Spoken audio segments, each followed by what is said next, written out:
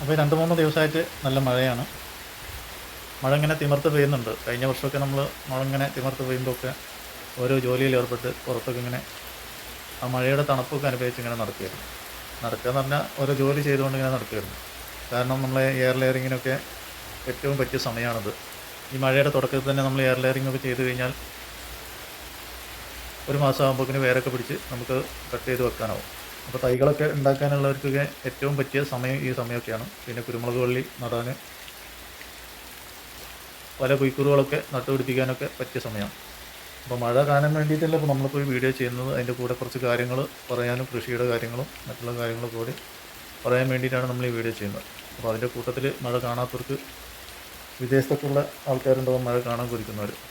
അപ്പോൾ അവർക്കൊക്കെ മഴ കാണലുമായി നമ്മളെ കൃഷിയുടെ ചില കാര്യങ്ങൾ പറയലുമായി എന്നുള്ള രീതിയിലാണ് നമ്മൾ ഈ വീഡിയോ ചെയ്യുന്നത്.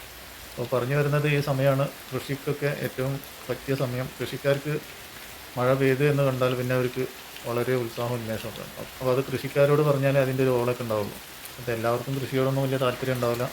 എന്നാലിപ്പോൾ കുറേ ആയിട്ട് കൃഷിയോടൊക്കെ താല്പര്യമുള്ളവരൊക്കെ ഉണ്ട്.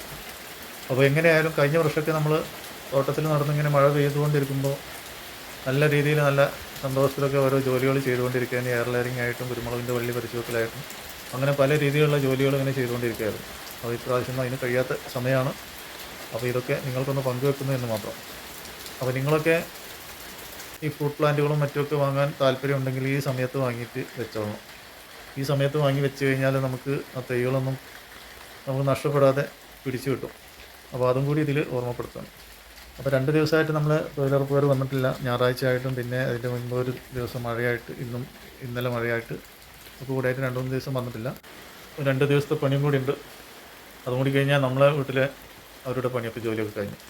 അപ്പോൾ അവർ വന്നതുകൊണ്ട് തന്നെ നമ്മളെ പറമ്പിനൊരു ആശ്വാസമായി, നമ്മളെ മനസ്സിനും ആശ്വാസമായി. ഇങ്ങനെ വൃത്തികേടായിട്ട് കിടക്കുമ്പോൾ വലിയൊരു അസ്വസ്ഥതയായിരുന്നു. അപ്പോൾ അതിനൊരു ആശ്വാസം കിട്ടി. അപ്പോൾ ഇന്നലെ നമ്മൾ ചെയ്ത വീഡിയോയിൽ ഇന്നൊരു കമൻറ്റ് വന്നിരുന്നു. അപ്പോൾ ആ കമൻറ്റും അതിന് കൊടുത്ത മറുപടിയാണ് ഇന്നിപ്പോൾ ഈ വീഡിയോയിൽ നമ്മൾ ചേർത്തിട്ടുള്ളത്. അപ്പോൾ അതും കൂടി നമ്മളിന്ന് ഈ വീഡിയോയിൽ ചേർത്തിട്ടുണ്ട്. അപ്പോൾ അതിലൊരു കമൻറ്റ് വന്നത് ഇങ്ങനെയാണ്: തൊഴിലുറപ്പ് എന്ന് പറഞ്ഞതിന് ശേഷം റോഡുകൾ, ഇടവഴികൾ, പാലങ്ങളൊക്കെ കോൺട്രാക്റ്റ് എടുത്താണ് പണി ചെയ്യുന്നത് എന്ന്. അപ്പോൾ ആ കമൻറ്റിൻ്റെ അർത്ഥം ഞാൻ മനസ്സിലാക്കിയത് തൊഴിലുറപ്പുകാർ ആ പണി ചെയ്യുന്നില്ല എന്നുള്ളതാണ് എന്നാണ് ആ ഉദ്ദേശം പറഞ്ഞിട്ടുള്ളത്. അപ്പോൾ ആ കമൻറ്റിന് നമ്മൾ കൊടുത്ത മറുപടി ഇങ്ങനെയാണ്: വർഷത്തിൽ ഇവർ ചെയ്യേണ്ട ആദ്യത്തെ പണിയൊക്കെ ഇതേപോലെ പഞ്ചായത്തിൻ്റെ അടിസ്ഥാനത്തിലുള്ള റോഡ്, തോട്, പാലം അങ്ങനെയുള്ളതൊക്കെയാണ്. എന്നാൽ ഇത് തൊഴിലുറപ്പുകാർ ചെയ്തിട്ടുണ്ടെങ്കിൽ ഒരു കമ്മീഷനും കിട്ടൂല. എന്നാൽ അത് കോൺട്രാക്റ്റിന് കൊടുത്തിട്ടുണ്ടെങ്കിൽ അതിൻ്റേതായിട്ടുള്ള നല്ല കമ്മീഷനൊക്കെ ഇങ്ങോട്ട് പോരും. അപ്പോൾ അതൊക്കെ തൊഴിലുറപ്പുകാർ പണിയെടുക്കുന്നില്ല എന്നുള്ളതല്ല, അതൊക്കെ പൊതുജനങ്ങൾ കംപ്ലയിൻറ്റ് ചെയ്യേണ്ടതാണ്. തൊഴിലുറപ്പുകാരുണ്ടാകുമ്പോൾ എന്തിനാണ് കോൺട്രാക്റ്റ് കൊടുക്കുന്നത് ഇങ്ങനെയുള്ള പണി എന്നൊക്കെ അത് പൊതുജനം ചെന്നിട്ട് പഞ്ചായത്തിലോ മുനിസിപ്പാലിറ്റിയിലോ പോയിട്ട് കംപ്ലയിൻറ്റ് ചെയ്യേണ്ടതാണ്. അല്ലാതെ പഞ്ചായത്ത് പറയാണ് റോഡിൻ്റെ 2 സൈഡ് ഭാഗം വൃത്തിയാക്കണം എന്ന് പറഞ്ഞാൽ തൊഴിലുറപ്പുകാർ ചെയ്യാതിരിക്കില്ല. റോഡ് വൃത്തിയാക്കണം എന്ന് പറഞ്ഞാലും ചെയ്യാതിരിക്കില്ല. പാലം വൃത്തിയാക്കണം എന്ന് പറഞ്ഞാലും ചെയ്യാതിരിക്കില്ല. അപ്പോൾ ഇവരിതൊക്കെ ചെയ്ത് കഴിഞ്ഞാൽ ഒന്നും കിട്ടില്ല. കോൺട്രാക്റ്റ് കൊടുത്തു കഴിഞ്ഞാൽ കോൺട്രാക്റ്റിൽ നിന്ന് കമ്മീഷനൊക്കെ കിട്ടും. അപ്പോൾ അങ്ങനെയാണ് നമ്മൾ ആ കമൻറ്റിന് മറു കമൻറ്റായിട്ട് കൊടുത്തത്. നമ്മളവിടെ വന്ന തൊഴിലുറപ്പുകാർ ആദ്യം പറഞ്ഞത് നമ്മൾ ഫസ്റ്റിലെ പണി തോട് വൃത്തിയാക്കിയിട്ടാണ് വന്നതെന്ന്. അപ്പോൾ അറിവിൻ്റെ മുഖേനയാണ് ഇപ്പോൾ നമ്മളിവിടെ പറഞ്ഞത്.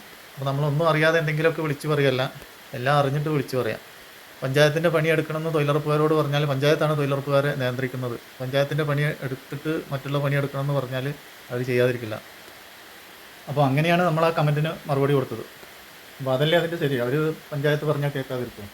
പഞ്ചായത്ത് പറയുകയാണെങ്കിൽ ഈ പണിയൊക്കെ ചെയ്തതിന് ശേഷം മറ്റുള്ള പണി എടുത്താൽ മതി എന്ന് പറഞ്ഞാൽ അവർ കേൾക്കാതിരിക്കില്ല. അപ്പോൾ ഇത്രയൊക്കെയാണ് ഇന്നത്തെ വീഡിയോയിൽ പറയാനുള്ളത്.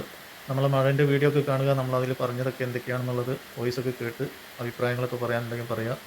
അപ്പോൾ വീഡിയോൻ്റെ മുമ്പ് പറഞ്ഞ പോലെ തന്നെ വല്ല തൈകളും നട്ടുപിടിപ്പിക്കുന്നുണ്ടെങ്കിൽ ഈ സമയത്തൊക്കെ നട്ടുപിടിപ്പിക്കുക. വല്ല എയർ ലെയറിങ്ങും ചെയ്യാൻ അറിയുന്നുണ്ടെങ്കിൽ അത് ഈ സമയത്ത് ചെയ്യുക. ഇനി അറിയില്ല എന്നുണ്ടെങ്കിൽ നമ്മൾ വീഡിയോ സെർച്ച് ചെയ്താൽ മതി. അപ്പോൾ അതിൽ എത്രയോ വീഡിയോ എയർ ലെയറിങ്ങിനുണ്ട്. അപ്പോൾ അതിനൊക്കെ പറ്റിയ സമയമാണിത് എന്നൊക്കെ പറഞ്ഞ് നമ്മൾ ഈ വീഡിയോ ഇവിടെ പൂർണ്ണമാക്കുന്നു. അപ്പോൾ എല്ലാവരും നമ്മളെ വീഡിയോ ഒക്കെ കണ്ട് നമ്മളെ സപ്പോർട്ട് ചെയ്യാൻ മറക്കില്ല. മറ്റൊരു വീഡിയോയുമായി വരുന്ന എല്ലാവർക്കും ബൈ ബൈ.